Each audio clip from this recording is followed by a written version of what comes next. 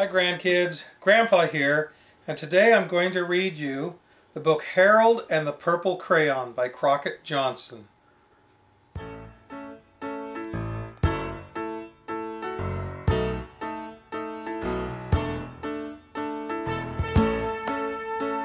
Harold and the Purple Crayon by Crockett Johnson. One evening, after thinking it over for some time, Harold decided to go for a walk in the moonlight. There wasn't any moon, and Harold needed a moon for a walk in the moonlight. And he needed something to walk on. He made a long, straight path so he wouldn't get lost. And he set off on his walk, taking his big purple crayon with him. But he didn't seem to be getting anywhere on the long, straight path. So he left the path for a short cut across a field, and the moon went with him. The short cut led right to where Harold thought a forest ought to be. He didn't want to get lost in the woods, so he made a very small forest with just one tree in it. It turned out to be an apple tree. The apples would be very tasty, Harold thought, when they got red. So he put a frightening dragon under the tree to guard the apples. It was a terribly frightening dragon. It even frightened Harold. He backed away. His hand holding the purple crayon shook. Suddenly he realized what was happening.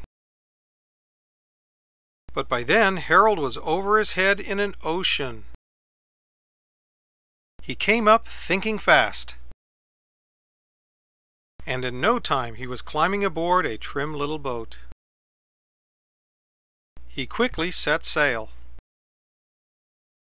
and the moon sailed along with him. After he had sailed long enough, Harold made land without much trouble. He stepped ashore on the beach, wondering where he was.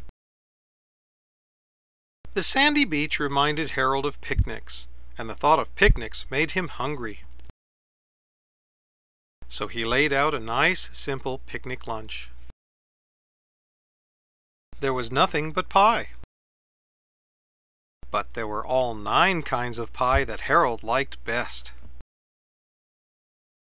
When Harold finished his picnic, there was quite a lot left. He hated to see so much delicious pie go to waste. So Harold left a very hungry moose and a deserving porcupine to finish it up. And off he went, looking for a hill to climb to see where he was. Harold knew that the higher up he went, the farther he could see, so he decided to make the hill into a mountain. If he went high enough, he thought, he could see the window of his bedroom. He was tired, and he felt he ought to be getting to bed. He hoped he could see his bedroom window from the top of the mountain.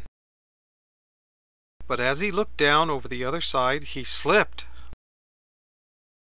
And there wasn't any other side of the mountain. He was falling in thin air. But luckily he kept his wits and his purple crayon. He made a balloon and he grabbed onto it. And he made a basket under the balloon, big enough to stand in. He had a fine view from the balloon, but he couldn't see his window. He couldn't even see a house.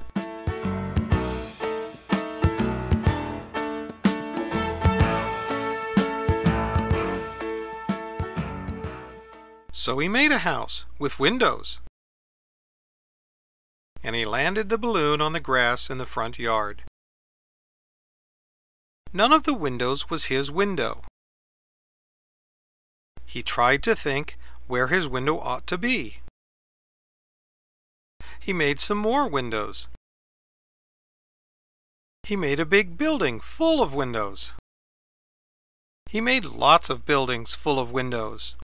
He made a whole city full of windows. But none of the windows was his window. He couldn't think where it might be. He decided to ask a policeman. The policeman pointed the way Harold was going anyway, but Harold thanked him. And he walked along with the moon, wishing he was in his room and in his bed.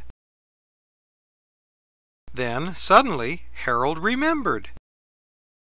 He remembered where his bedroom window was when there was a moon. It was always right around the moon.